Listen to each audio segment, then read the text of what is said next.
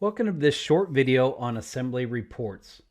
Assembly reports is a tool that comes out in the new Kobe Toolkit for Civil 3D for 2021. To demonstrate the tool, we're going to come up here to our Kobe Toolkit for Civil 3D ribbon. We're going to go under Label, Assemblies. We've got Assembly Report. The Assembly Report dialog box comes up. In here we can select our different corridors that we want, so we can pick them one at a time, or we can do multiple. We can either have a horizontal table or a vertical table. And our table style is going to be standard, so I'm just going to go OK.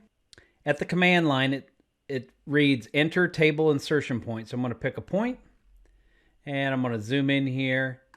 And now we can see our two separate tables. So our corridor 1, it shows us all of our different baselines, the assemblies that are being used, and the station from and the station to. This concludes this short video on Assembly Report. Hope you enjoyed it, and thanks for watching.